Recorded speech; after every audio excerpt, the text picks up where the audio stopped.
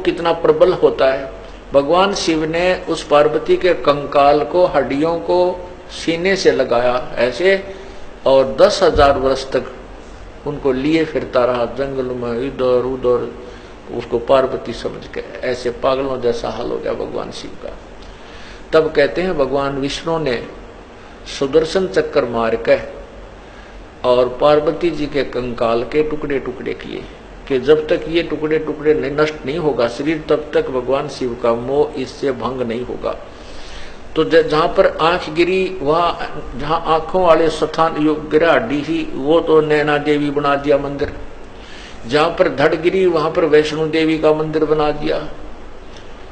ऐसे ये मंदिरों की स्थापना हुई। अब इसमें काफी सत्संग में बहुत सा निर्णय आपको मिलेगा। अब जैसे नैना देवी का मंदिर क्यों बना, वैष्णो देवी का मंदिर कैसे बना, जहां पर भगवान शिव के, पार्वती जी के जो अस्थियां थी उसका धड़ गिरा था नीचे का हिस्सा, उसको वहीं पर जमीन में गाड़ कर अंतिम संस्कार किया गया और उसके ऊपर एक यादगार बना दी, गुंबद सा बना दिया कि आने वाले समय में ये यादगार बनी रहे कि भगवान शिव की ने ऐसी लीला की थी, पार्वती ऐसे हुआ था और उसकी यहाँ पर ये धड़ को अंतिम संस्कार किया गया था। जहां नैन पड़ी वहां पर नैना देवी का भी इसी प्रकार यादगार बनाई थी कि आने वाले समय में कहीं ऐतिहासिक बातों को कोई झुठला ना दे। अब उसकी पूजाएं शुरू होगी। वो एक मात्र यादगार है, वहां पूजा करने से कोई लाभ नहीं होता। अब क्या होता है, अब भगवान शिव का वो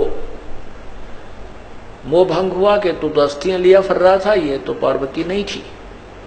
फिर उसके मन में आया कि देख तेरे साथ कैसी समस्या ही कि एक वासना तेरे अंदर, जो काम रूप है, जो काम तेरे अंदर है, वासना है, स्त्री की इच्छा जो है, इसके कारण ही तो मैंने विवाह किया और विवाह किया तो मेरे साथ धोखा किया, पार्वती ने मेरे से झूठ बोला, पीछे से जाकर उसने सीता का रूप बना। मैं सबसे प्रिय समझता था इसको कि ये मेरे सामने कभी झूठ नहीं बोलती, उसने मुझे धोखा दे दिया। तो क्यों ना ऐसा यत्न करूं कि मैं अपने इस विषय वासनाओं को, अपने रजोगुण को, अपने काम को समाप्त कर दूं तपस्या करके, मुझे भविष्य में स्त्री की आवश्यकता ही ना पड़े। इस उद्देश्य से भगवान शिव ने 88,000 वर्ष तक तपस्या की और कहते हैं कामदेव को नष्ट कर दिया। ये काल बड़ा चालबाज है। उसने एक भेज दिया अपना ड्रामा करके, उसने कहा मैं कामदेव हूं, मुझे माफ कर दो, माफ कर दो। भगवान शिव ने उसको अपने त्रिशूल आदि से दृष्टि से नष्ट कर दिया कि मैं तुझे नष्ट कर देता हूं। अब भगवान शिव जी ने सोचा ले कट गया रो, कामदेव न मर गया, अब तू निश्चिंत हुआ। अब कुछ वर्षों के बाद काल भगवान को याद आई बात। कुछ वर्षों के बाद काल भगवान के मन में आया कि इस प्रकार जैसे आज भगवान इस शिव ने साधना करके और ये मान लिया है कि मैंने अपनी वासनाओं को नष्ट कर दिया, आने वाले समय में इसकी देखा देखी और भी कोई ना कोई ऐसे बैठ जाएंगे और ये ऐसे बैठने लगे तो तेरा काम बंद हो जाएगा, क्योंकि संतान उत्पत्ति होगी नहीं, तू खाएगा कहां से। इसको ये चिंता और लगी रहती है। उसी समय रिमोट से, क्योंकि 21 ब्रह्मांड के जितने भी प्राणी हैं और जिनके हेड ऑफ द डिपार्टमेंट्स हैं, उन सब के रिमोट इसके हाथ में। तो इसने उसी समय अपने प्रेरणा से शंकर भगवान के मन में ये प्रेरणा पैदा कर दी कि कहते हैं जब सागर मंथन हुआ था तीसरी बार, उसमें एक अमृत का कलश निकला था, एक मदिरा का कलश निकला था।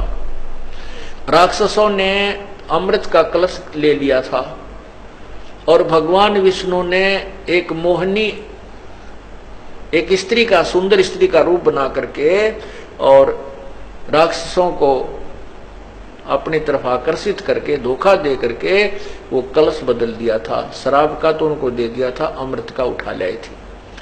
तो उनके मन में आती है, भगवान शंकर के मन में ये आई कि उस समय भगवान विष्णु लड़की के रूप में, स्त्री के रूप में कितने सुंदर लग रहे होंगे। आज मैं चल के उनके पास, विष्णु जी के पास चल के उनसे प्रार्थना करता हूं कि आप अपना वो रूप बनाइए, दिखाइए मुझे जो आपने सागर मंथन के समय राक्षसों को धोखा देने के लिए बनाया था, स्त्री रूप बनाइए। क्योंकि उस समय मैंने विष को ग्रहण कर लिया था और मुझे नशा बन गया था, मैं नहीं देख पाया था। इतना विचार करके भगवान शंकर जी विष्णु जी के द्वार पर जाकर बैठ गए। आओ भगत हुई, प्रणाम हुआ, पूछा कैसे आना हुआ महादेव। तब भगवान शिव ने कहा कि भगवान आज मैं आपके पास एक विशेष कार्य से आया हूं। मैंने सुना है कि आपने जब राक्षसों से वो अमृत का कलश छीना, वापस लिया और मदिरा का उनको दिया, तो आपने स्त्री रूप बनाया था और मैं उसको देख नहीं सका क्योंकि मैंने वो विष ग्रहण कर लिया था। आज मैं आपका वो रूप देखना चाहता हूं, मुझे एक बार वो स्त्री रूप बनाकर दिखाइए। अब भगवान विष्णु जी कहने लगे, भोलेनाथ वो तो कोई मजबूरी थी, कोई समय था, अब बता मुझे शर्म नहीं आओगी मैं लड़की बन के खड़ा हूं तेरे सामने। भगवान शिव जी कहने लगे, मैं बैठ गया आपके द्वार पर और जब तक मुझे रूप नहीं दिखाओगे मैं नहीं जाऊं। भगवान विष्णु को पता था कि ये भगवान तो भाई 88,000 वर्ष तक तप करके आए और यहां बैठ गया, ये उठे कोई ना मन माने 10,000 वर्ष तक, तो इससे भी पीछा छुटवाना आवश्यक है। ऐसे ही बात बूत करके मजाक मजूक करके और अपने महल की तरफ से ले गए। भगवान बैठो भोलेनाथ अभी आता हूं मैं। तो वहां से अंतर्ध्यान होकर के भगवान शिव अकेले बैठे थे बाहर बरंडे में और सामने बहुत सुंदर बाग था, वन था। थोड़ी सी दूरी पर भगवान विष्णु ने सुंदर लड़की का रूप बनाया, अर्धनग्न शरीर उसका, और भगवान शिव ने इधर देखा, कोई नहीं देख रहा तो उठकर चल भाग लिए उस लड़की के पीछे।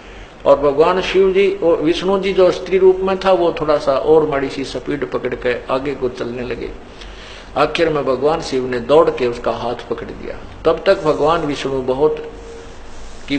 शिव की बहुत बुरी हालत हो चुकी थी, जो यहाँ वर्णन भी नहीं की जा सकती, उनके इतिहास में लिखा है।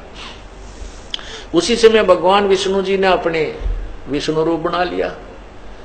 जब उनके मुंह की तरफ देखकर उनका देखकर ये सती थी, तो भगवान विष्णु ने कहा कि ऐसे मूर्ख बनाया था जैसे आपको बना दिया, राक्षसों को मैंने ऐसे मूर्ख बनाया था। अब यहां परमात्मा क्या कहना चाहते हैं बंदी छोड़ कबीर साहब जी?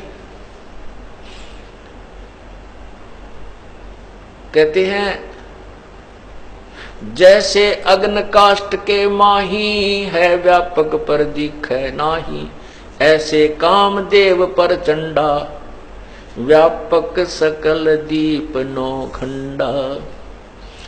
जैसे लकड़ी में आग है लेकिन दिखाई नहीं देती, और जब ही इसको तिल्ली लगाई जाएगी तो ये अग्नि रूप धारण कर लेगी। कहते हैं जैसे अग्नि काष्ठ के माही है व्यापक पर दिख नाही, ऐसे काम देव पर चंडा और व्यापक सकल दीप नौखंडा। विकार मरे मत जानियो जो भूबल में आग, इसका तरीका ही दूसरा है। इसको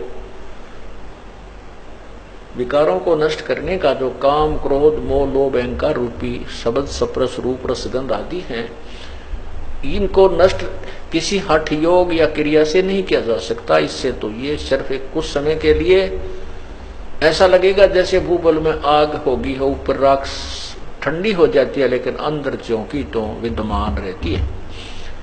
इसका तरीका है ज्ञान प्रथम, ज्ञान के बाद फिर सिमरण, जो श्वास का सिमरण है, इन विकारों को बिल्कुल धीरे धीरे नष्ट कर डाल।